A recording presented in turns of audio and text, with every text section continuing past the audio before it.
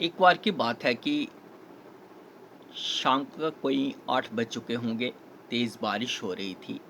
एक 22-23 वर्ष का एक लड़का बारिश में भीगता हुआ एक जूते की दुकान में आया और दुकानदार से कहने लगा कि मुझे एक अच्छी सी चप्पल दिखाओ। दुकानदार ने पूछा कि चप्पल किसके लिए चाहिए? तो उस लड़के का कहना था कि चप्पल मुझे अपनी माँ के लिए चाहिए। दुकानदार ने पूछा कि माँ को चप्पल कितने नंबर आती है? तो लड़के का कहना था कि ये तो उसे मालूम नहीं, क्योंकि उसने कभी अपनी माँ को जूते पहने हुए देखा ही नहीं। तो दुकानदार ने बड़े आश्चर्य से पूछा कि क्या तुम्हारी माँ ने कभी जूते नहीं पहने? तो उसका कहना था कि हम लोग बहुत गरीब हैं, बचपन में ही पिताजी की मृत्यु हो गई थी। माँ मेहनत मजदूरी करके मुझे पढ़ाती थी। जब भी माँ को कहा कि अपने लिए जूते ले लो, तो माँ का यही कहना था कि तुम स्कूल में जाते हो, इसलिए जूते तुम्हारे लिए ज़रूरी हैं। तो इसलिए कभी मेरी माँ ने जूते पहने ही नहीं। दुकानदार ने पूछा, फिर भी मुझे बताओ कि मैं कौन से नंबर के जूते उन्हें दूँ? तो लड़के ने अपनी जेब से एक कागज़ निकाला, जिस पर एक पाँव के निशान बने हुए थे और जो निशान थे वो खून के बने हुए थे। तो लड़के का कहना था कि मेरी माँ को बस इतने से जूते दे दो। ये निशान मैंने उस समय लिए थे कि एक बार माँ जब जंगल से लकड़ियाँ लेकर आ रही थी, तो उसके पाँव में कांटे चुभ गए थे। तो कांटे चुभने की वजह से उसका जो पाँव था वो लहूलुहान हो गया था। तो उस समय जब मैं अपने माँ के पैर साफ कर रहा था, तभी ये निशान उस पे बने थे। तो उस दिन मैंने सोचा था कि जब मेरी कभी नौकरी लगेगी, जब मैं कमाने लगूँगा, तो सबसे पहले मैं अपनी माँ को एक अच्छे से जूते खरीद के दूँगा।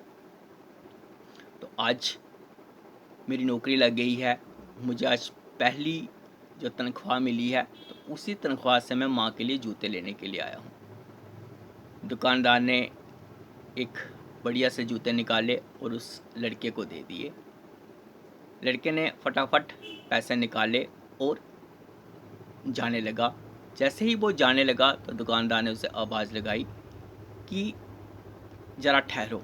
लड़के ने पूछा क्यों? तो दुकानदार ने एक और जूते की जोड़ी निकाली और उसे पैक करके लड़के को दे दिया। कहा कि ये गिफ्ट मेरी तरफ से माँ को दे देना। तो लड़के ने पूछा कि इसके पैसे तो आपको लेने पड़ेंगे। उसने कहा नहीं, ये माँ को मेरी तरफ से दे देना। हाँ, जो कागज़ तूने मुझे दिखाया था वो कागज़ मुझे दे दो। तो लड़के ने कहा कि ये कागज़ आपके किस काम का? उसने कहा बस ये कागज़ आप मुझे दे दो और जूते लेकर चले जाओ। लड़के ने कागज़ दुकानदार को दे दिया और वो जल्दी जल्दी वहाँ से चल दिया। इसके बाद दुकानदार के जो नौकर थे, उन्होंने पूछा कि आपने ऐसा क्यों किया? इस कागज़ से आपको क्या मिलेगा? तो उसने कहा कि इस लड़के के पास माँ है, लेकिन पहनने के लिए जूते नहीं थे। मेरे पास जूते की दुकान है, हज़ारों लाखों रुपए हैं, लेकिन माँ नहीं है।